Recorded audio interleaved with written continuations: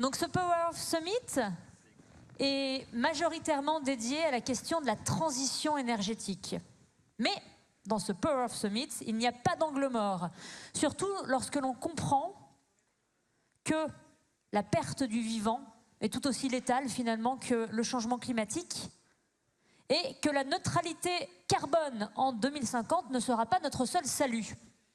Rappelons que notre économie repose sur des flux physiques sous-jacents et que nous avons besoin d'une biodiversité foisonnante, vivante, des écosystèmes fonctionnels pour à la fois garder notre économie à flot, mais aussi tamponner, amortir les effets du changement climatique et lutter contre.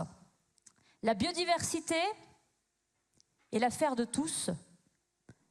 La biodiversité est notre allié. Nous allons en discuter tout de suite avec nos panélistes ici présents. Nous avons Christine Rodwell, qui est fondatrice de Vivae, Sylvain Boucheran, fondateur de BL Evolution, Céline Barral, directrice RSE chez Bonduel. Nous avons aussi Jean-David Schwartz, directeur général d'Yves Rocher, merci d'être présent, et Bruno David, ex-président du Muséum national d'histoire naturelle. Vous êtes aussi paléontologue. Vous êtes spécialisé en paléontologie, biologiste, et aussi vous êtes spécialisé en sciences de l'évolution et de la biodiversité.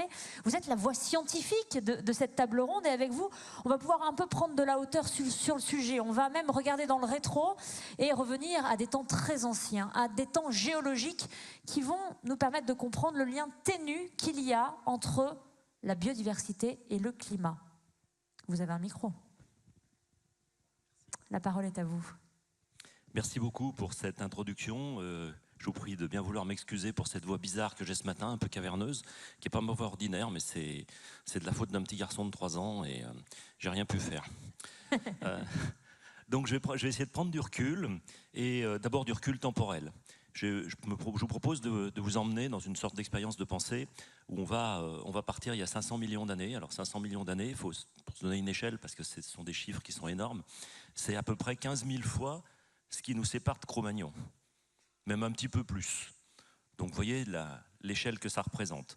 Alors au cours de ces 500 millions d'années, qui correspondent au début de l'ère primaire jusqu'à aujourd'hui, il y a eu en gros, la biosphère a traversé une 50aine de crises. Et il y en a eu 5 de majeures. Donc ça veut dire en moyenne une crisounette tous les 10 millions d'années, en moyenne, et puis une grosse tous les 100 millions d'années. C'est ça que ça veut dire. C'est quoi une crisounette ? C'est des crises qui n'effondrent pas complètement la biosphère, c'est-à-dire qu'il y a 40%, 50% d'extinction. Mais je vais y revenir. Puis les grosses crises, il y en a eu 5, où là, franchement, la biosphère est très affectée, puisque l'intensité de ces crises, la plus faible, elle a éradiqué 75% des espèces, et la plus forte, 96% des espèces. D'organismes pluricellulaires, je ne parle pas des virus, des bactéries, enfin tous les microbes, entre guillemets, qui eux se portent toujours plutôt pas mal. Donc il n'y a pas de souci à se faire sur l'avenir de la vie sur Terre au passage. Il y aura toujours des microbes qui vont nous survivre. Donc il y a eu 5 crises majeures. Et ce qui est intéressant, c'est d'utiliser notre connaissance de ces crises pour essayer d'analyser ce qui se passe aujourd'hui. Alors ces crises majeures, on constate qu'elles ont toutes été multifactorielles. Il y a toujours eu plusieurs facteurs derrière ce qui s'est produit, derrière cet effondrement de la biosphère. Ces facteurs, ça a été... Alors il y en a un qui est très spectaculaire, c'est une chute de météorites, parce qu'on l'a beaucoup mis en avant, cette chute de météorites, mais en fait, il n'y a qu'une crise où il y a vraiment une grosse chute de météorites, c'est celle qui tue les dinosaures en question, mais il y a eu pas mal de crises importantes, et la plus importante de toutes, qui sépare l'ère primaire de l'ère secondaire, il n'y a pas de chute de météorites. Et il y a eu des moments dans l'histoire aussi où il y a eu des chutes de météorites sans crise. Par contre, il y a un facteur qui est souvent beaucoup plus présent, c'est le volcanisme. Des grandes émissions de lave, gigantesques, ça représente plusieurs kilomètres de lave, sur toute la surface de la France à chaque fois. Donc vous voyez ce que ça représente, ce que ça peut injecter comme gaz dans l'atmosphère.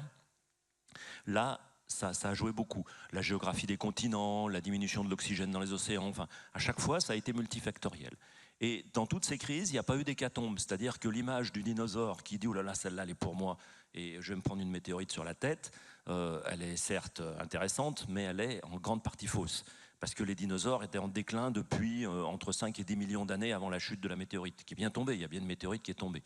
Mais il y avait des grands épanchements volcaniques qu'on retrouve dans l'Inde d'aujourd'hui. Elle n'était pas à cette place-là à l'époque, mais qui ont correspondu à d'immenses épanchements volcaniques sur l'Inde d'aujourd'hui, qui représentent entre 4 et 5 km de lave sur la surface de la France.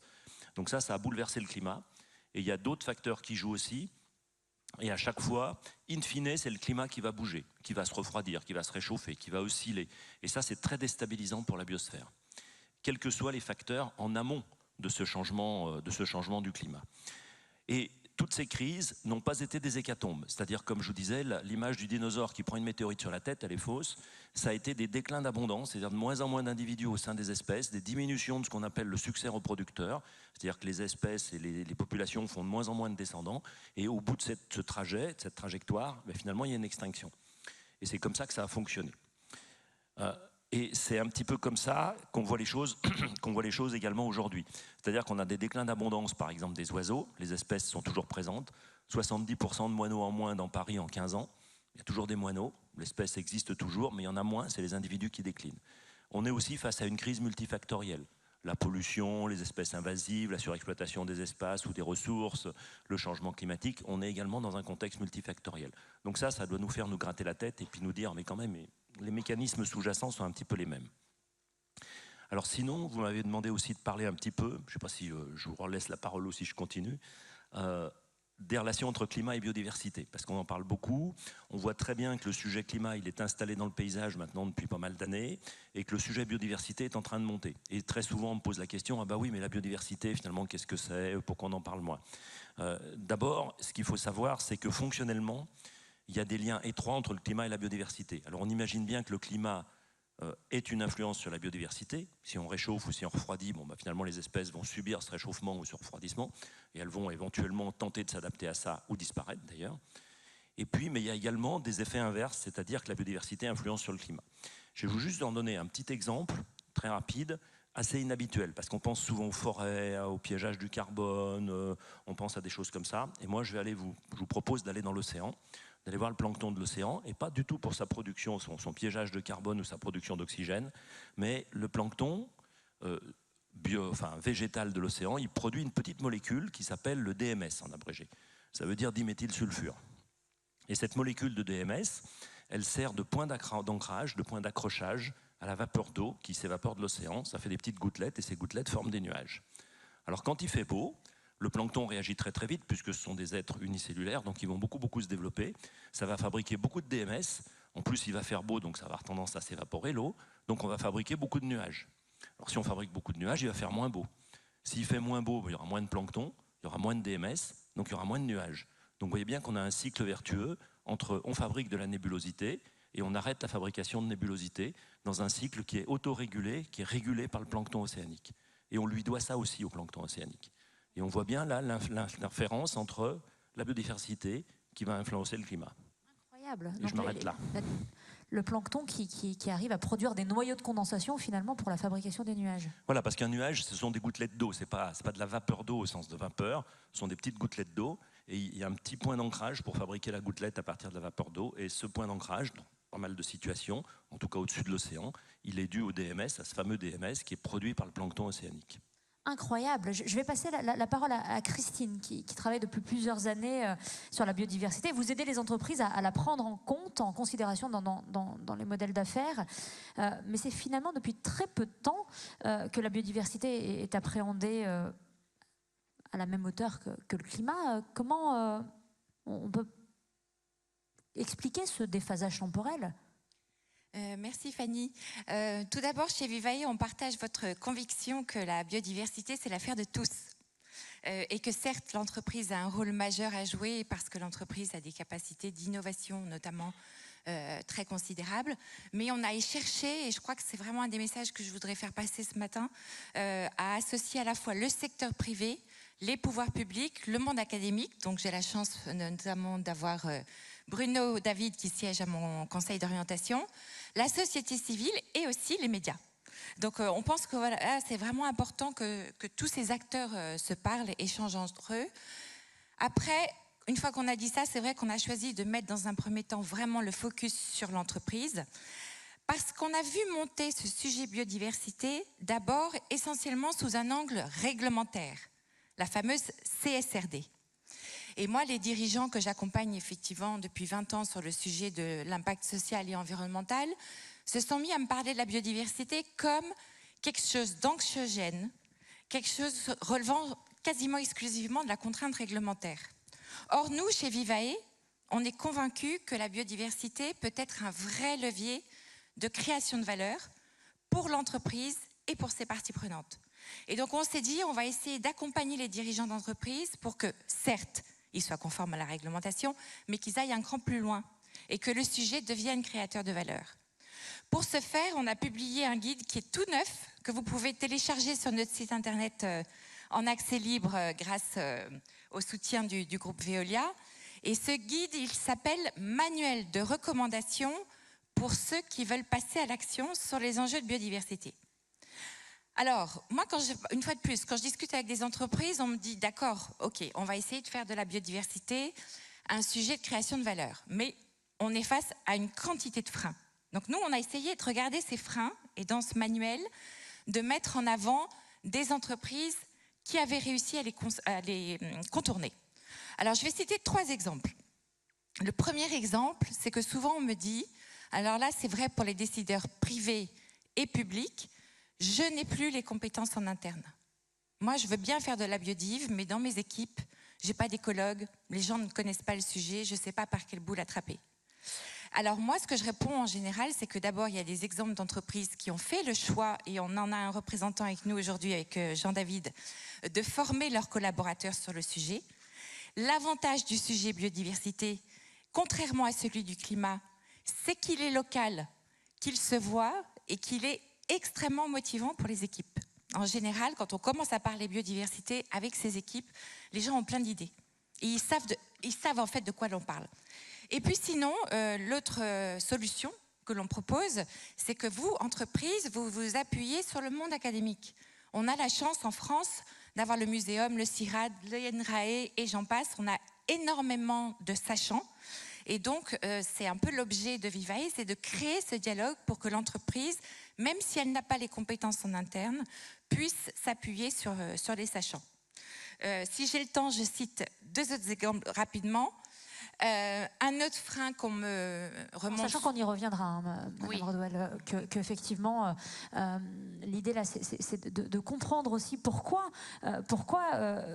comme on le disait tout à l'heure, il y a eu et il y a toujours ce déphasage temporel qui tend à se combler, mais aussi dans l'ordre des priorités, vous, effectivement, avec les entreprises avec lesquelles vous travaillez, il y a cette envie, cet entrain, mais qui est en train de monter, qui est en train de passer à un autre niveau, ou c'est toujours encore peut-être une priorité très secondaire?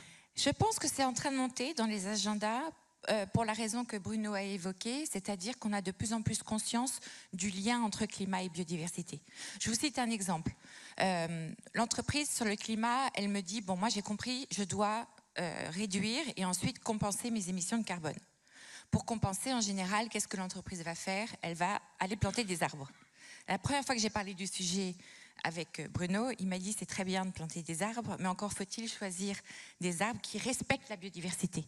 Sinon, on va résoudre un problème à court terme et on en aggraver un à moyen terme. Donc je pense que cette prise de conscience des crises jumelles amène les décideurs aujourd'hui à considérer les 2 sujets au même niveau. Et comme en plus, en parallèle, la réglementation se durcit, la réglementation qui était très en avance sur le climat, désormais s'y met vraiment beaucoup sur la biodiversité. Et moi, j'appelle de mes voeux qu'il n'y ait désormais plus qu'une seule COP qui soit à la fois climat et biodiversité. Arrêtons de faire COP à part. Voilà, exactement. Sylvain, est-ce qu'on peut dire qu'aujourd'hui la biodiversité rattrape les enjeux climat? Et à quel moment vous avez senti qu'il y a eu une bascule? Alors effectivement, on a suivi le sujet de la prise en compte de la biodiversité depuis une quinzaine d'années. Nous, on essaye chez BL Evolution de les sensibiliser, de les accompagner sur le sujet. Pendant plus de 10 ans, quand on allait voir les entreprises pour leur parler de la biodiversité, elles nous disaient « mais attendez, on n'est pas du tout concernés, on n'est pas une entreprise agricole, donc nous, on n'a pas de sujet sur la biodiversité ». Même une grande institution financière m'avait dit « mais nous, on n'a même pas d'espace vert, on n'a que des bureaux dans des tours, donc on n'est absolument pas concernés par la biodiversité ». Et donc il y avait vraiment un frein finalement d'une mauvaise vision de ce qu'était le sujet. Et il y a eu, je crois, un moment où, j'estime vers le 2019, quand il y a eu la publication du rapport de l'IPBES, où là, les médias se sont emparés du sujet. On a commencé à voir des unes dans la presse qui disaient attendez, la biodiversité, l'érosion de la biodiversité, c'est un enjeu majeur, et qui sortaient finalement des cercles quelque part des experts du monde de l'environnement. C'était quand ça, 2019 2019, quand en mai, l'IPBES a publié son rapport, qui a été publié, d'ailleurs la réunion était à Paris. Et depuis cette année-là, globalement, il y a eu un engagement beaucoup plus important des parties prenantes, et en particulier des décideurs et des décideurs économiques. Ensuite, on est rentré dans une phase de préparation de la COP15 qui devait initialement se tenir en 2020, qui a été reportée à cause de la crise du Covid. Et il y a une vraie mobilisation, en particulier en France, du coup, des acteurs, des entreprises, des fédérations professionnelles, pour se dire tiens, ce sujet-là, on ne l'avait pas vu. On comprend, d'après ce que nous disent les scientifiques, que c'est un enjeu qui est tout à fait majeur, sur lesquels reposent finalement les business models d'entreprise, et qu'on ne peut pas faire fonctionner une entreprise si on ne maintient pas le bon fonctionnement des écosystèmes, et donc il faut qu'on s'en préoccupe. Et depuis cette année-là, effectivement, il y a quand même une mobilisation qui est tout à fait croissante. La réglementation vient convaincre les non convaincus, si je puis dire, puisque du coup maintenant elle va s'imposer à tout le monde, et donc tout le monde doit se questionner sur son lien avec la biodiversité. Mais on voit que le sujet est en train d'aller extrêmement vite dans les entreprises, que ce soit les plus grosses ou les plus petites, et celles de tous les secteurs d'activité.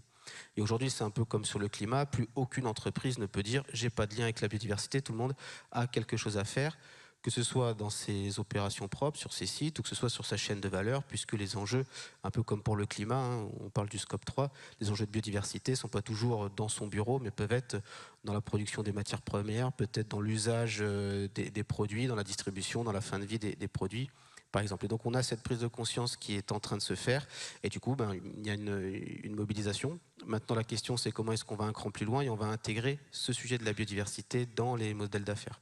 Et donc ça, c'est la prochaine étape sur laquelle on commence à travailler. Mais je crois que la prise de conscience est là. Il faut continuer à sensibiliser, puisqu'effectivement le sujet n'est pas encore connu dans l'ensemble de ses dimensions. Quand on parle de biodiversité, souvent on pense évidemment à quelques espèces qui sont protégées, que l'on voit à la télé. Et là, on se rend compte que finalement, c'est beaucoup plus que ça. Tout ce que vous mangez, ça vient de la biodiversité. Les habits que vous portez sont produits à partir de matières premières issues de la biodiversité, etc. Et donc, on se rend compte qu'on ne peut absolument pas vivre sans biodiversité. Céline Barral, vous représentez le groupe Bonduelle, qui travaille typiquement directement avec le vivant, que ce soit le climat et d'ailleurs, voilà, cette notion de biodiversité, ça impacte directement votre capacité à produire. Vous êtes en prise directe. Oui, nous, la biodiversité, c'est presque un chromosome pour nous. Ça fait partie de notre ADN depuis qu'on existe, depuis 170 ans. Notre métier, c'est de cultiver 70 000 hectares et d'être au quotidien dans les champs, aux côtés de nos agriculteurs, et de porter cette production dans l'assiette des consommateurs. Donc pour nous, la biodiversité, même si, j'imagine, il y a 170 ans, elle ne portait pas ce nom-là, elle est complètement centrale parce que notre business model en dépend. Donc, et c'est le cas, je pense, de l'ensemble de l'industrie agroalimentaire. Donc nous, on a en gros 3 grosses dimensions dans la biodiversité. Il y a la biodiversité des écosystèmes dans lesquels on opère. Et ça, la façon d'agir, c'est de porter des pratiques agricoles plus durables, ce qu'on appelle, nous, l'agriculture régénératrice, qui est désormais un terme qui commence à voyager un peu. La deuxième dimension, c'est la biodiversité des espèces. Alors les espèces dans l'agroalimentaire, nous, c'est plutôt les pollinisateurs et les auxiliaires de culture, donc les coccinelles, qui vont nous aider à lutter contre les nuisibles, etc. Donc pour nous, ces espèces-là, elles sont critiques. Et à l'échelle mondiale, 75% de la production de l'alimentation dépend de ces pollinisateurs animaux. Donc on est vraiment très très dépendant, d'un point de vue même PIB au niveau mondial, de ces services rendus. Puis la troisième dimension pour nous dans la biodiversité, c'est ce qu'on appelle, pas très joliment d'ailleurs, la diversité génétique qui concerne les variétés. Et comment est le rôle qu'on joue pour préserver les variétés de légumes qu'on va produire et puis, in fine, retrouver dans l'assiette des citoyens. Chez Bonduelle, on cultive 500 variétés. Et derrière un petit pois, il y a entre 10 et 15 variétés différentes qui génèrent évidemment une protection de biodiversité, mais aussi une diversité de goût qui est très intéressante à préserver. Donc tout ça, c'est vraiment très très lié à notre activité du quotidien. Et effectivement, on ne peut pas travailler sans cette notion de biodiversité. Merci. Jean-David Schwartz, c'est aussi un peu le cœur historique, hein, la biodiversité chez Yves Rocher. Vous travaillez avec le vivant en première ligne. Oui, alors c'est vrai que chez Yves Rocher, on est... Bon, Monsieur Yves Rocher qui a créé l'entreprise il y a plus de 65 ans, pour lui c'est son combat depuis le début. Pour nous, alors on a un plan climat très robuste, bien évidemment, on s'inscrit dans l'accord de Paris, etc. Mais la mère des batailles depuis le début pour nous, c'est le vivant et la biodiversité. C'est vrai que c'est un petit peu dans l'ADN, on va dire, de l'entreprise, avec un angle lié à notre business model, bien sûr, notre modèle d'affaires, c'est-à-dire les plantes. Donc toutes les filières végétales qui sont derrière, jusque ce modèle Yves Rocher de la plante à la peau. Alors on n'a pas 70 000 hectares, mais on en a 60 dans lesquels on cultive une partie de nos ingrédients, de nos actifs, pour pouvoir effectivement les mettre dans les produits, dans les crèmes, etc. Donc, mais l'angle, j'allais dire, d'entrée qui est très important pour nous depuis le départ, c'est la sensibilisation et la formation des collaborateurs.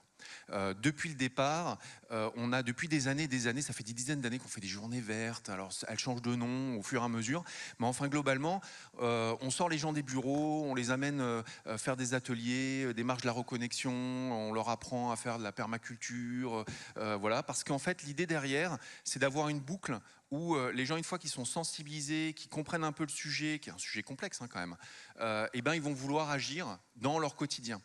Et là où je vais dire quelque chose qui paraît peut-être un peu disruptif, mais je vais quand même le dire, on ne croit pas trop à une grande stratégie globalisante en fait, de la biodiversité, parce que c'est un élément qui est quand même très complexe à aborder, avec beaucoup de dimensions différentes. C'est beaucoup plus compliqué que le climat, hein, par exemple, où on a des KPI, bon voilà, l'énergie renouvelable, le truc, on fait avant-arrière, et puis on arrive à peu près à faire baisser ses émissions, et voilà, on fait notre part, et c'est très bien. Quand vous parlez de biodiversité, alors là, dans le cas d'une entreprise, c'est un peu partout, à tous les niveaux, comme vous l'avez dit d'ailleurs. Et du coup, nous, on attend quelque part que nos collaborateurs aient aussi des idées, fassent monter un peu à tous les niveaux et ce réflexe biodiversité. Donc je vais prendre un exemple. On a quand même un cadre, des réflexions, des visions. On se dit, bon, bah, il faut qu'on traite le sujet des filières, il faut qu'on traite le sujet de l'artificialisation des sols. Donc, ok, bon, ça, c'est les grands piliers. Mais derrière ça, on ne pense pas forcément à tout. Donc, typiquement, bah, il y a quelques années, une quinzaine d'années, quelqu'un a levé la main dans un de nos sites industriels. Et si autour de nous, il y a des pelouses rases, on ne fait rien, des parkings, on ne certifiait pas nos sites LPO? Bon, ça, c'était pas du tout dans la stratégie. À un moment donné, personne n'avait pensé à ça. Du coup, voilà, on a travaillé sur... Et puis, on a fait revenir de la biodiversité autour des usines. Donc, très, très loin du modèle d'affaires, du business, de ce qui nourrit, etc. Mais, donc, c'est des petites choses. Et des comme ça, j'en ai plein, qui font monter, en fait, nos engagements au fur et à mesure. Parce que, effectivement, les gens sont sensibilisés et les gens ont envie d'agir dans leur quotidien. Et c'est quelque chose, pour revenir sur le point de Christine... Ça touche en fait, ça touche le cœur des gens. Bon, je ne dis pas que le climat, ça ne le fait pas, mais c'est vrai que la biodiversité, ça touche le cœur des gens, au-delà des espèces qu'on voit à la télévision.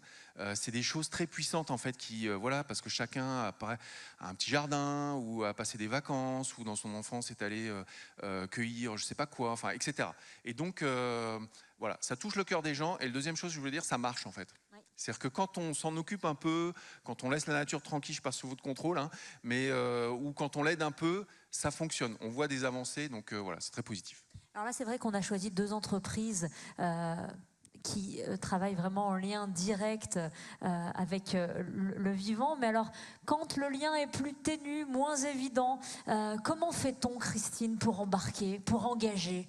Alors ça, c'est une bonne question. Je vais me permettre juste avant de faire un petit exercice de traduction. Donc l'IPBES mentionné par Sylvain, c'est le GIEC de la biodiversité. Et la LPO mentionnée par Jean-David, c'est la Ligue de protection des oiseaux. Merci Christine. Comme on est entre nous, on a tendance à utiliser des... comment est-ce qu'on fait pour agir sur la biodiversité? Effectivement, là, on a 2 exemples de 2 entreprises dont la chaîne de valeur dépend tellement de la nature que c'est presque évident. Mais quand on est une entreprise dont la chaîne de valeur est un peu plus loin, comment on peut s'y prendre? Alors en fait, moi ce que je voudrais que vous reteniez aujourd'hui, c'est que le fameux IPBES a défini 5 pressions majeures, directes, sur la biodiversité. La première, c'est le changement d'usage des sols et des mers.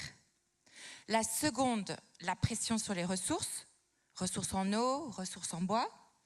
La troisième, tu l'as mentionné Bruno, le changement climatique, pas que le réchauffement, hein, vraiment le changement climatique.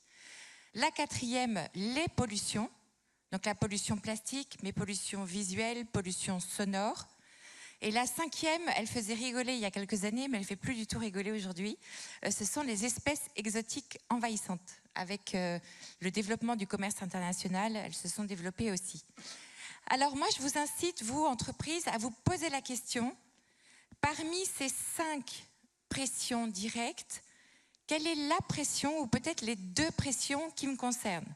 Si parmi vous, il y a des promoteurs immobiliers, probablement que le changement d'usage des terres, ça va vous concerner. Si vous êtes un cimentier, il n'est pas impossible que la question de la pollution ou de la pression sur les ressources vous concerne. Donc moi, je vous invite à utiliser ce cadre que je trouve quand même assez pragmatique et à vous poser la question de, finalement, quelles sont les pressions sur lesquelles j'ai un effet de levier et comment je vais les traduire en quelque chose d'extrêmement opérationnel pour que mes équipes puissent comprendre et puissent se mettre en mouvement. Il y a un exemple que je donne très vite. Air Liquide, ils sont arrivés à la conclusion que leur principal impact sur la biodiversité, sur leur site, c'était l'eau rejetée dans les écosystèmes. Et ce n'était pas tellement ni la quantité ni la qualité d'eau, mais c'était la température de l'eau.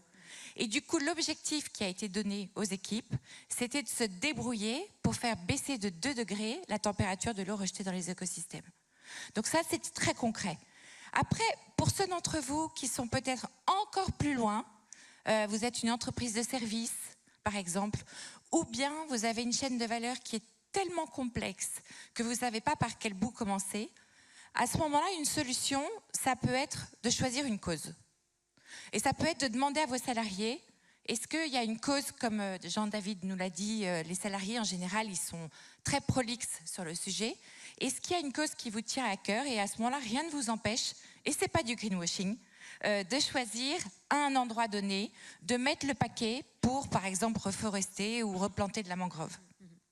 Sylvain, écrire une feuille de route qui intègre la biodiversité dans le business model, c'est pas seulement mettre des ruches sur le toit, hein, on est d'accord? Non, surtout pas, même si vous avez des choses à faire. Il y a tout à faire, peut-être sauf ça, et ça c'est en dernier, une fois qu'on a traité toutes les pressions sur la nature. Alors l'étape numéro 1, c'est évidemment de comprendre son lien avec la nature. Donc on a parlé des 5 pressions sur la biodiversité. Donc déjà de comprendre en quoi est-ce que vous avez des pressions directes ou indirectes. Et donc là, la question de bien connaître sa chaîne de valeur, elle est tout à fait essentielle. Et ensuite, la question de l'autre aspect, c'est de comprendre en quoi est-ce qu'on dépend de la nature. Puisque le fait de comprendre que finalement, si demain les écosystèmes s'effondrent, si la biodiversité continue à disparaître, essayer de comprendre en quoi est-ce que ça peut générer un risque pour l'entreprise. Et donc là, on est dans une approche tout à fait stratégique de se dire, je suis en lien direct avec le vivant, comme on a 2 exemples à cette table ronde. Et donc évidemment, on le voit tout de suite, si la biodiversité disparaît, on a des problèmes de productivité, de qualité des matières premières, etc. Des coûts qui peuvent augmenter puisqu'il faut traiter différemment les activités. Mais en réalité, ces risques-là, ils vont se propager sur toute la chaîne de valeur, puisque si vous êtes une entreprise dont les clients sont, ou dans des entreprises agroalimentaires par exemple, vous êtes directement concerné par la bonne santé ou la mauvaise santé de ces acteurs qui sont en lien direct avec la nature. Donc ça, c'est important. Donc s'occuper de biodiversité, on s'en occupe chez soi d'abord, sur ses sites. Avoir une bonne gestion de ces sites, la stratégie immobilière de l'entreprise, lutter contre l'artificialisation par exemple, les produits polluants qui peuvent être rejetés dans les usines, mais aussi de s'occuper de ce qui se passe en amont, toutes les matières premières. Si demain vous êtes dans le secteur du textile, mais que l'érosion de la biodiversité fait que les producteurs de coton n'ont plus des produits de suffisante qualité par rapport à vos standards, vous allez avoir un problème pour pouvoir faire votre production. À l'inverse, si vos clients sont en lien direct avec la nature et qu'ils se portent mal, de la même manière, vous allez pouvoir peut-être perdre des commandes puisqu'ils auront d'autres priorités à s'occuper. Donc le fait de s'intéresser aux problématiques qui sont chez soi, mais aussi chez ses fournisseurs ou chez ses clients, c'est notre manière de bien identifier ces risques et de créer ces feuilles de route. Vous vouliez ajouter quelque chose ? Peut-être un autre volet qui va être important, c'est comment est-ce qu'on intègre finalement ce diagnostic dans la stratégie, dans l'offre, dans le business model finalement, les produits, les services que l'on propose. Ça, je pense que c'est le cœur de la machine, puisque on le voit dans toutes les activités. Finalement, c'est quand on va construire son offre, d'essayer de se dire en quoi est-ce que finalement j'arrive à créer de la valeur sans détruire la nature. Et donc d'avoir ce découplage à faire, c'est ce qui est au centre, me semble-t-il, des politiques stratégiques qu'il faut développer.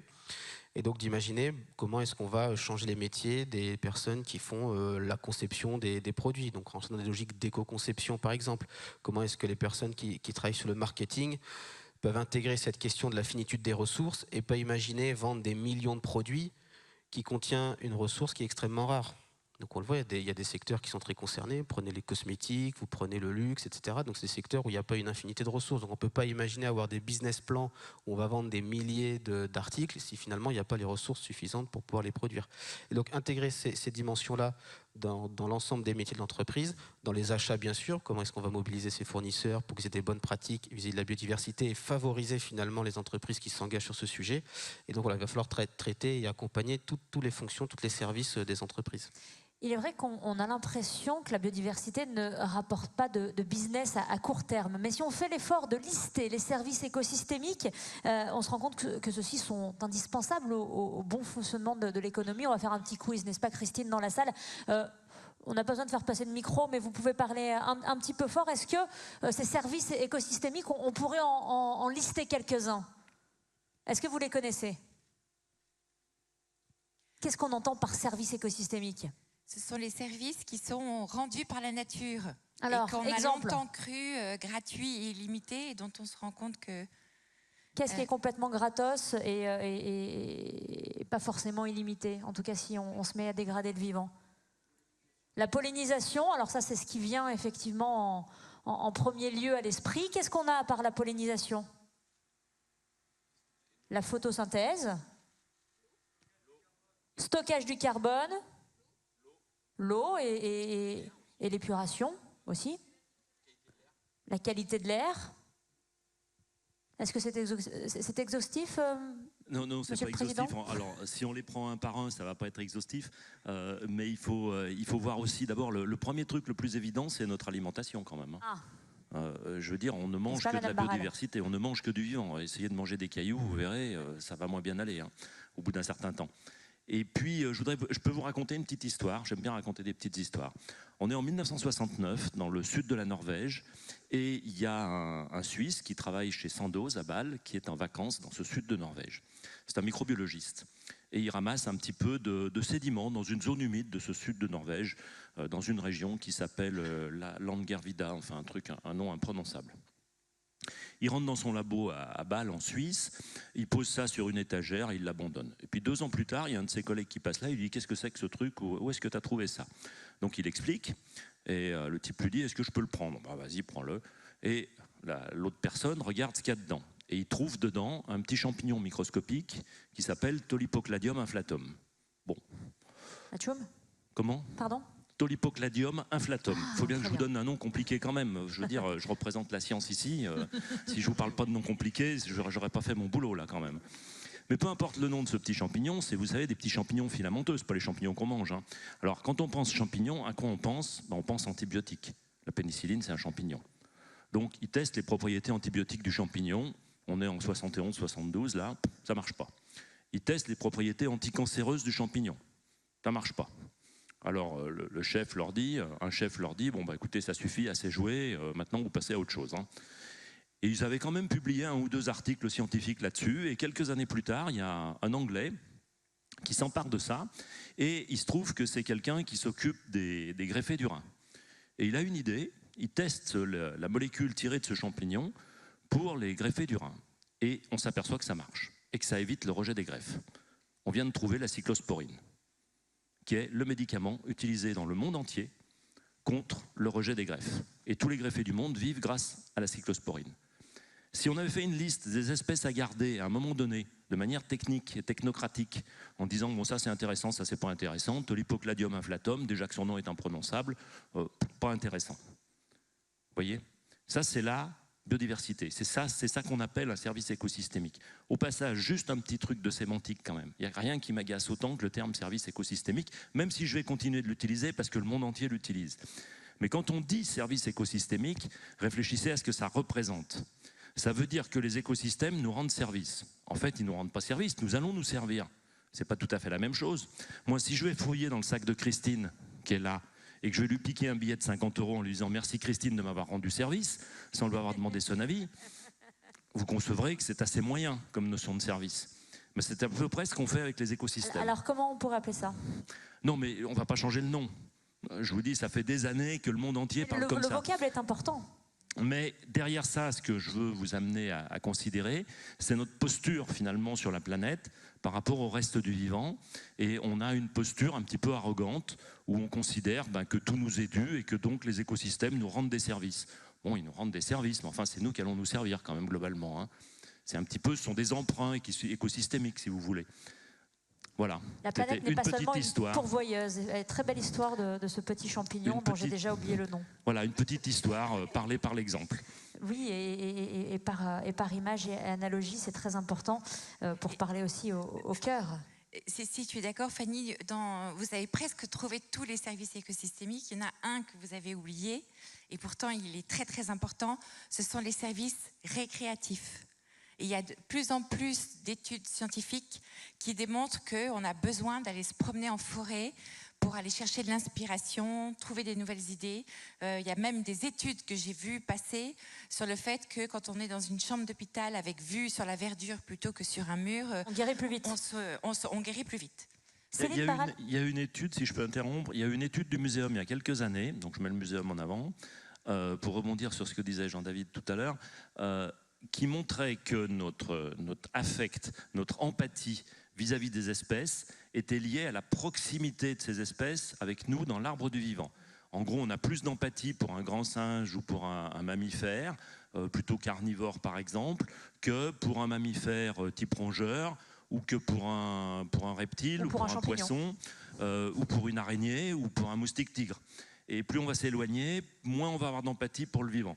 Donc on a de l'empathie pour ce qui nous est le plus proche.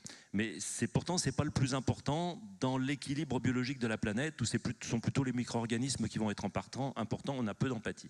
Alors il y a une exception dans ce paysage, nous avons de l'empathie pour les arbres, alors que les arbres ne sont pas nos cousins les plus proches dans l'arbre du vivant.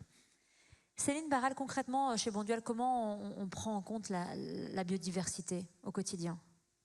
Alors, je vous ai déjà un petit peu raconté comment on connectait toute cette biodiversité, à la fois la biodiversité dans les champs, avec nos pratiques agricoles, la biodiversité dans la variété des légumes qu'on cultive, et celle aussi des espèces à travers les pollinisateurs.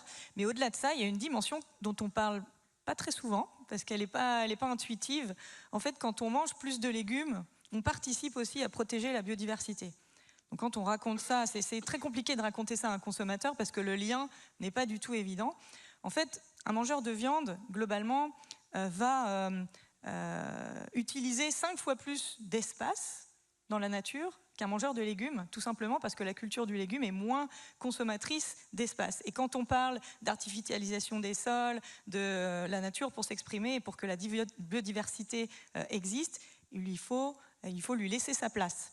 Et c'est aussi une dimension qui est un petit peu cachée dans notre activité et dans laquelle on aimerait bien éduquer aussi les consommateurs. Manger plus végétal, c'est aussi donner plus de place aux vivants pour s'exprimer. C'est certain et tout à fait vrai.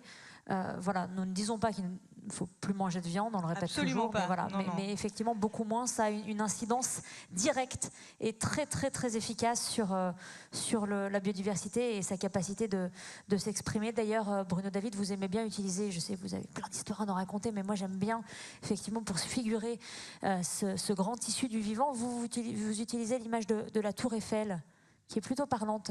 Oui, c'est parce qu'en fait, ce qui est compliqué avec la biodiversité, c'est que ça n'obéit pas à des lois physiques ou chimiques comme le climat, qui peuvent être mises en équation, et donc on ne peut pas mettre la biodiversité en équation. Tout au plus, on a des règles, des régulations, plus ou moins, alors pour utiliser un autre gros mot, stochastique, c'est-à-dire qui répondent à des lois en partie aléatoires. Et donc, on ne peut pas mettre le vivant en équation. Et ça, c'est un peu embêtant. Et ça veut dire aussi que le vivant, il est sensible à des effets de seuil. Et ça veut dire que pour des entreprises, aussi, ça a un côté très désagréable. C'est-à-dire qu'il y a une complexité, ça ne peut pas être mis en équation. Et donc, on ne peut pas faire de projection assez fiable sur du long terme. C'est un peu embêtant. Alors, les effets de seuil en question, comment ça marche ?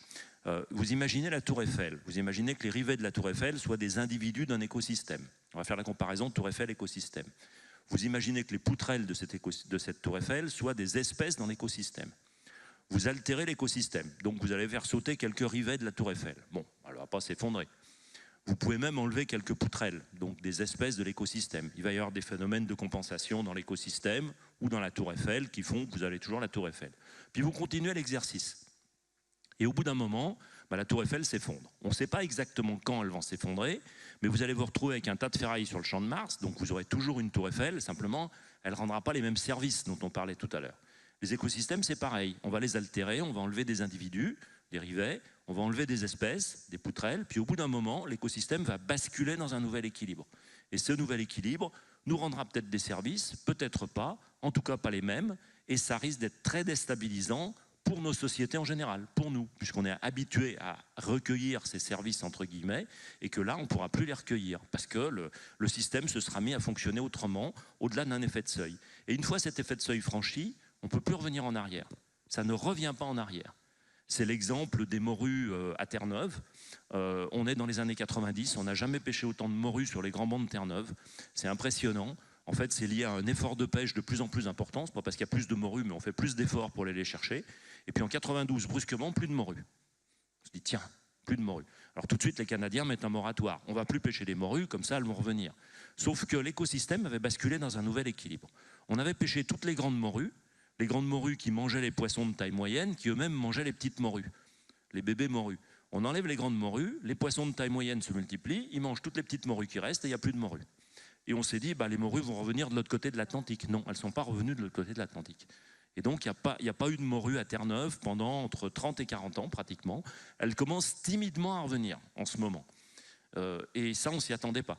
Et là, on a vraiment l'exemple d'une bascule vers un nouvel équilibre et sans retour en arrière. Alors comment fait-on pour ne pas arriver jusqu'à ces effets de seuil? Comment fait-on pour aller plus vite? Comment fait-on pour agir sans attendre la loi? Jean-David, vous l'avouez, Yves Rocher est depuis longtemps engagé sur les questions de biodiversité, mais pourtant aujourd'hui vous remettez votre stratégie biodiv en question. Comment et pourquoi?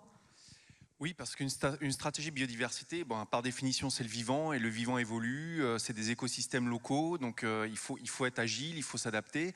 Là où on peut avoir une stratégie climat, j'allais dire, sur 15 ans, au fur et à mesure, décarboner ses activités, etc. Sur la biodiversité, il faut être plus agile, c'est un poil plus, j'allais dire, il faut être plus réactif, plus local sur les différents éléments. Donc nous, la façon dont quelque part on le gère, et pour revenir sur le point qui avait été évoqué tout à l'heure, il faut d'une certaine manière, donc je vais revenir dans l'environnement un peu corporate là, il faut le lier le plus possible au modèle d'affaires en fait. Si c'est lié au modèle d'affaires, si c'est lié à ce que vous faites, ce que vous vendez, la façon dont vous le vendez, c'est sûr que vous faites un peu moins de nœuds au cerveau. C'est-à-dire que dans la mesure où vous vendez des produits, des crèmes, dans l'occurrence pour Yves Rocher, plus vous vendez ces crèmes-là, alors après le débat sur la croissance c'est un autre sujet, je pense qu'il faudrait une autre table ronde, je vais prendre un exemple très concret. Donc vous savez que le modèle de l'industrie cosmétique en général, en France en particulier mais dans le monde, j'importe des matières du monde entier, végétal, du PAC, du verre.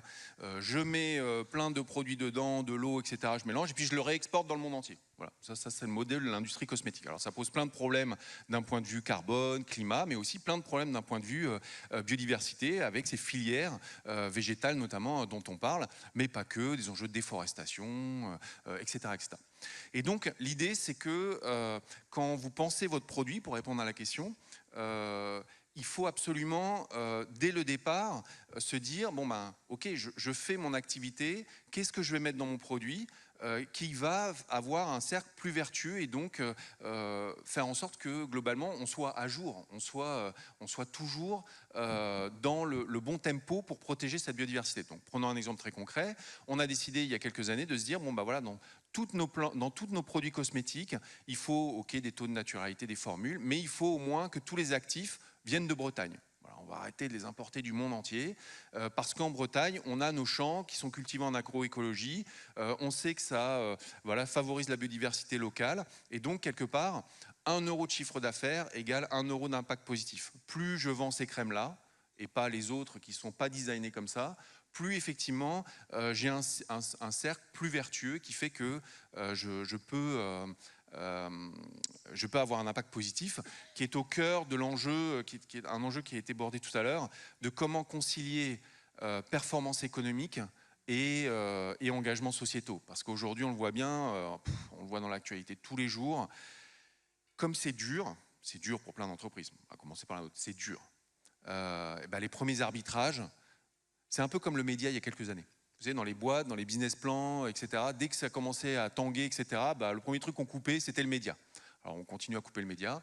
Et maintenant, ce qui commence, je vous le dis, c'est vrai, le premier truc qu'on commence à couper, c'est un peu tous les engagements sociétaux. Parce que, d'ailleurs, la coïncidence n'est pas complètement, enfin, le rapport n'est pas tout à fait anodin, hein, parce que c'est des paybacks plus longs, plus incertains. Et donc, quand on raisonne fin du mois, c'est le premier truc qu'on coupe. Mais c'est cruel de la même façon parce qu'en fait, dans les deux cas, finalement, c'est le futur que vous obérez, en fait. Hein, que ce soit l'image de marque, la construction de marque ou effectivement les engagements sociétaux. Et donc, l'idée, c'est qu'effectivement, il faut absolument, dans cette conciliation, 1 euro de chiffre d'affaires égale 1 euro d'impact. Et donc, il faut que ça soit vraiment au cœur pour être sûr qu'on puisse être agile et suivre les enjeux. Vous me parliez aussi presque de questionnement existentiel dans votre entreprise, chez Yves Rocher, en termes d'artificialisation des sols. Vous me disiez, lorsqu'on a préparé cet entretien, voilà, qu'aujourd'hui vous vous posez même la question de si un centre commercial s'ouvre en Turquie, à Istanbul, est-ce qu'on met une boutique, voilà, vous vous posez des questions que vous ne posiez pas avant. Oui, tout à fait. C'est ça l'enjeu, effectivement, d'être agile et d'adapter ces stratégies de biodiversité, parce que les sujets, en fait, sortent pas tous les jours, mais très très très régulièrement, en fait. Et donc ça, qui est un peu le sujet aussi de la croissance, mais quand même, de se dire, bon voilà, il y a des pays, c'est moins le cas en France, mais il y a des pays qui sont en plein boom économique, hein, où il y a du développement, de l'artificialisation à marche forcée, des centres commerciaux qui sortent de terre tous les jours. Bon, est-ce que nous, on veut avoir une boutique dans un nouveau centre commercial qui sort de terre? Bon, c'est effectivement les gens d'Istanbul, mais il y en a d'autres, en Asie ou peu importe. Est-ce que nous, on veut participer à ça? Si on ne participe pas à ça, du coup, qu'est-ce qu'on fait, j'allais dire, pour avoir une artificialisation nette qui tient la route? Donc voilà, c'est des questions qu'on se pose tous les jours et qui remontent aussi du terrain. J'insiste sur ce point-là. C'est important parce que globalement, on ne peut pas penser à tout. Et donc, il faut avoir des gens qui sont formés, sensibilisés et qui se disent, j'ai un projet, j'ai un investissement, j'ai une démarche, bim, petite lumière, biodiversité, quels seront les impacts? Céline Barral. On a une arme de protection aussi en commun pour éviter que ces coupes des investissements pour la protection de la biodiversité et globalement la RSE s'opèrent, c'est qu'on représente tous les deux des entreprises familiales. Et quand on parle de temps long et de projection et de transmission, etc., c'est quand même une composante assez magique, le fait d'appartenir à un groupe familial qui n'a pas la pression trimestrielle que peuvent avoir des groupes du CAC 40, même si on est coté chez Bonduelle. En tout cas, la vision de l'investissement, le pourquoi on le fait et ce qu'on veut transmettre et laisser aux générations futures, elle est très très présente dans les choix du quotidien. Je vais rebondir sur ce point, c'est hyper clé. Dans notre modèle capitaliste, que je ne juge pas, c'est comme ça, il est comme ça. À la fin de la journée, celui qui donne le tempo sur ces sujets-là, c'est l'actionnaire. C'est lui qui est à la base de cette conciliation et du brief entre performance économique et engagements sociétaux, dont la biodiversité. Et donc, il faut absolument avoir une discussion. Il faut que l'actionnaire, quel qu'il soit, privé, etc. Alors, c'est vrai que c'est plus facile dans des groupes familiaux, mais même dans des groupes familiaux, je vais vous raconter une petite. Moi, je peux raconter une petite histoire aussi. Oui. Ok. Une petite histoire. On aime beaucoup. Il y a 2 ans, quand j'ai pris mes fonctions sur la marque Yves Rocher, j'avais présenté au conseil d'administration du groupe voilà, la stratégie de la marque Yves Rocher. Voilà, et puis au bout de 12 minutes, 10 slides, un administrateur lève le doigt et me dit « Mais c'est marrant, j'ai pas vu le mot croissance encore dans vos slides. » Et alors, du coup, c'était pas complètement anodin. Du coup, on ouvre la discussion. je ne veux pas focaliser sur l'enjeu de la croissance, mais sur la performance économique et c'est sur ces arbitrages en fait. Et l'enjeu majeur, c'est vraiment, on a eu une discussion très intéressante sur effectivement quel est le brief en fait, quel est l'enjeu, et ça remonte forcément à ce niveau-là. C'est pas des comités de direction, c'est pas les managers qui font au mieux avec ce qu'ils peuvent. L'enjeu, c'est quel est le brief dans cette conciliation et qui fait que ça en fait avancer la cause. Et bon, je dois dire que ce jour-là, bon, je suis souvent très fier de mon entreprise, mais ce jour-là, j'étais particulièrement fier de ma boîte le soir parce que je me suis dit, bon, voilà, on peut avoir une discussion avec un board, avec des actionnaires sur le rôle de la performance, le rôle de la croissance et comment on concilie ça ensemble. Et vraiment, je vous engage à démarrer par la tête parce que c'est vraiment que ça se joue. Oui, Sylvain, vous voulez rebondir, ça me donne aussi cette idée de vous poser la question. C'est important d'utiliser le même champ lexical, enfin voilà, que tous les acteurs de l'économie, de la croissance, la performance. Comment vous abordez ces questions-là avec les entreprises ? Est-ce que ce sont des gros mots, la croissance, la performance, ou au contraire, il faut les conserver pour embarquer ? Alors c'est deux choses différentes là. On peut être performant sans faire de la croissance et réciproquement. On peut d'ailleurs faire de la décroissance du chiffre d'affaires et de la croissance de la marge. Donc c'est aussi, il y a plein de champs qu'on peut explorer et qu'on essaye d'explorer aussi avec nos clients. Je voulais réagir sur le rôle des actionnaires qui est tout à fait clé. C'est pour ça que nous travaillons de plus en plus aussi avec les sociétés de gestion, les investisseurs, pour leur faire comprendre quelles responsabilités ils ont vis-à-vis de la biodiversité, comment ils peuvent déjà, eux, évaluer les risques auxquels ils sont exposés par rapport aux entreprises dans lesquelles ils sont investis, comment ils peuvent travailler avec le dialogue actionnarial, avec les directions des entreprises pour justement pouvoir soutenir ou voire demander, quand ce n'est pas déjà fait, d'avoir des feuilles de route qui sont concrètes et réelles sur la biodiversité. Et on essaie aussi de déconstruire un peu ce sujet de la complexité. Donc ça, c'est un sujet sur lequel je me bats beaucoup parce qu'on voudrait que ce soit simple. La biodiversité, c'est pas simple. Et donc, c'est pas grave, il faut vivre avec. Et donc, mettre en place des feuilles de route qui soient spécifiques, qui soient adaptées. On le fait très bien sur les indicateurs financiers. On sait faire des choses extrêmement compliquées où on sait à l'autre bout du monde, en temps réel, chaque minute, qui a produit quoi, combien on a créé de centimes de valeur ajoutée, etc.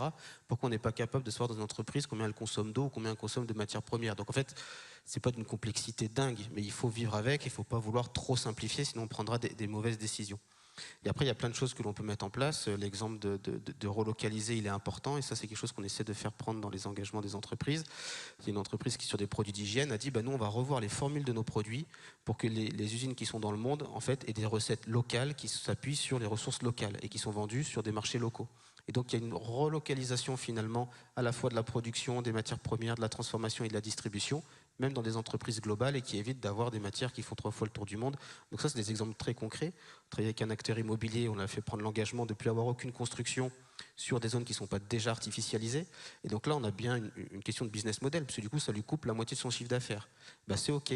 Comment on fait en sorte que ce soit la stratégie gagnante et qu'on crée plus de valeur avec cet engagement-là, plutôt que de vouloir continuer à artificialiser des zones qui ne l'étaient pas. Donc on arrive aujourd'hui à prendre des engagements très forts, où on a cette question finalement de croissance en soi, mais la question c'est de la croissance de quoi? Qu'est-ce que l'on veut? Est-ce que c'est un but en soi ou est-ce qu'on veut faire des choses utiles qui soient acceptables par l'ensemble des parties prenantes de l'entreprise? Qu'est-ce qu'on veut faire croître? Christine, est-ce qu'on a évoqué tous les leviers motivationnels pour engager les entreprises? Merci pour la question, parce que justement, je voulais revenir là-dessus. Peut-être déjà, RSE et business. Moi, je fais partie de ceux que la RSE doit être au service du business, et ce n'est pas un gros mot, parce que plus elle va être au service du business, plus on va pouvoir délivrer de l'impact. Alors d'ailleurs, moi, je ne parle jamais de RSE, je parle plutôt d'impact. Et je pense que le dirigeant, il a 3 impacts qu'il surveille en permanence. C'est bien sûr, en premier lieu, son impact économique et financier. Une entreprise qui n'est pas en bonne santé va avoir du mal à se préoccuper des 2 autres piliers que sont l'impact social et sociétal, donc l'impact sur ses salariés, sur les consommateurs, sur les populations qui habitent autour de ces sites.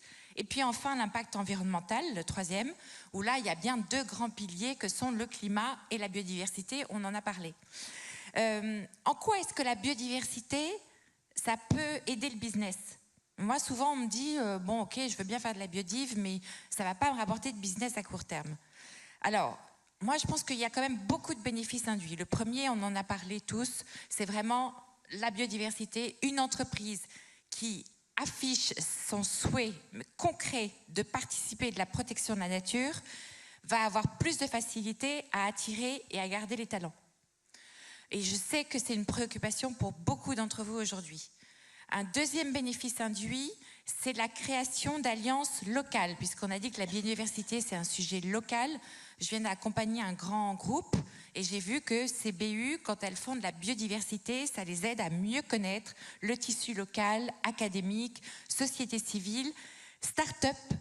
Là, c'est impressionnant aujourd'hui le nombre de start-up qui se développent sur le sujet de la biodiversité, qui ont des très très bonnes idées et qui gagnent à travailler. Alors vous, entreprise, ça vous évite d'avoir à développer des sommes considérables pour votre recherche et innovation. Vous pouvez vous appuyer sur ce tissu de start-up. Et puis le dernier point, c'est que peut-être que la biodiversité ne figure pas encore en tant que telle dans les appels d'offres, mais moi je vois que quand même ça devient un avantage concurrentiel. Et dans le manuel, vous verrez plusieurs entreprises qui nous ont expliqué qu'au dernier moment, elles ont rajouté une petite touche biodiversité et ça leur a permis de garder ou de renouveler des contrats. Donc moi je pense que oui, plus on va avancer, alors c'est un peu toujours la même affaire, c'est-à-dire qu'il faut prendre le risque d'accepter d'être le pionnier qui va commencer à tester ces sujets-là. Mais si on est pionnier, à terme, je pense qu'il peut y avoir des bénéfices extrêmement conséquents pour l'entreprise. Mesdames et messieurs, avez-vous des questions? Si on peut faire passer un micro par là-haut. Ah oui, c'est vrai. Qui veut bien donner son micro? Merci, Jean-David.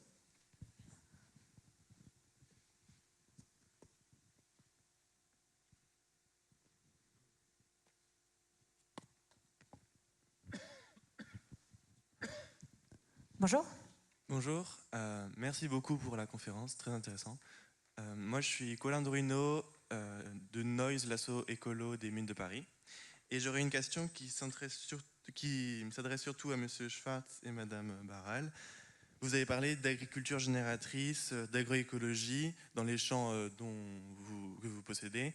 Comment concrètement vous faites pour promouvoir cette nouvelle agriculture?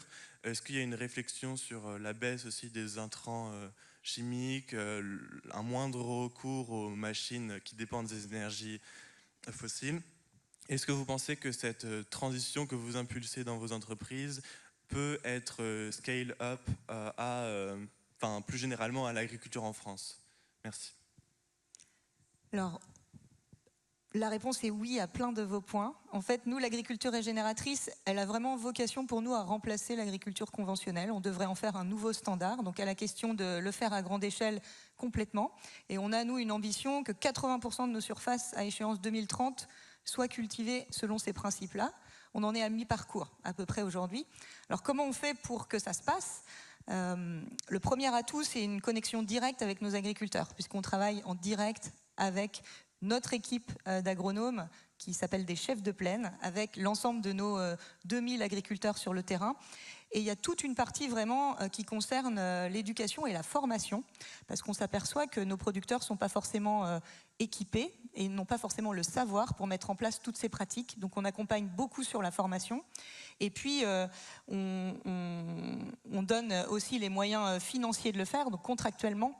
Ça fait partie aussi de nos relations contractuelles de promouvoir et d'aider à l'implémentation de ces pratiques. Et on se met d'accord pour que ce mouvement soit plus rapide et à grande échelle avec les autres partenaires de l'agro-industrie, puisque un producteur n'est pas un producteur exclusif pour Bonduelle. Nous, on a entre 10 à 20% de l'assolement d'un producteur, donc ça veut dire que 80% des surfaces sont cultivées avec d'autres opérateurs, McCain, Unilever, etc. Donc on s'est mis d'accord avec l'ensemble de ces acteurs-là sur une définition, sur un cahier des charges qui prend la forme de 80 questions. Et on accompagne vraiment conjointement, en s'alignant sur l'objectif final avec l'ensemble des acteurs de l'agro-industrie, sur ce qu'il faut faire dans les champs, et on accompagne les gens comme ça au quotidien. Je peux compléter très rapidement. Alors, on n'est pas du tout de la même échelle, hein, parce qu'effectivement, nous, c'est une toute petite partie. Par contre, pour répondre à votre question, vraiment deux choses qu'on fait, je trouve intéressantes. La première, c'est que on accueille beaucoup de thésards, des gens qui nous aident aussi à travailler, à apprendre, à continuer d'apprendre en fait sur nos pratiques agricoles. Alors nous, on est très fanat d'agroécologie. Je ne vais pas je vais pas ouvrir le débat ici du comment on traite les sols, est-ce qu'on gère les sols, est-ce qu'on les retourne pas, du coup parce qu'il y a plein d'études, hein, du coup on met plus ou moins d'intrants si on gère les sols, donc je vais pas rentrer là-dedans, mais c'est des choses qui nous intéressent en fait, sur lesquelles on travaille. Donc effectivement nous on est très branchés agroécologie.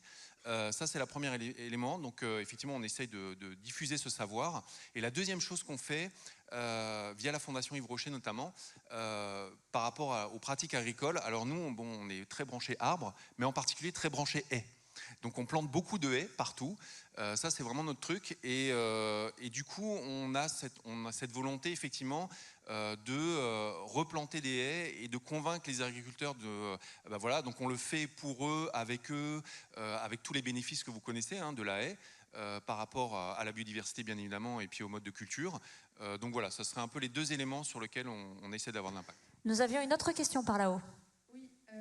Oui, merci beaucoup. Moi, je m'appelle Ania. Merci pour vos interventions. Moi, c'est simplement un petit commentaire. Madame Barral et Madame la présentatrice, vous avez dit que on ne disait pas qu'il fallait arrêter de manger de la viande et du poisson.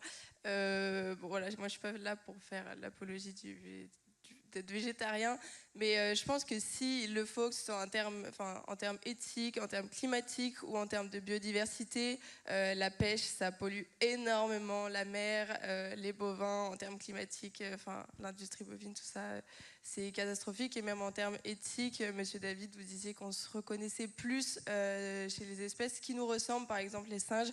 Je pense que si demain on disait à toute la planète qu'on arrêtait de manger toute la viande sauf des singes par exemple, parce que on pourrait potentiellement en manger, on dirait non, parce que ça, pourquoi des singes, ça nous ressemble, ou des hommes. Bref, voilà, moi je trouvais juste ça dommage de balancer comme ça sur un plateau le fait qu'on puisse arrêter. C'est pas l'objet du débat d'aujourd'hui, mais tout est une question d'équilibre, parce que je pense qu'il faut pas trop d'injonctions en ce qui concerne l'alimentation.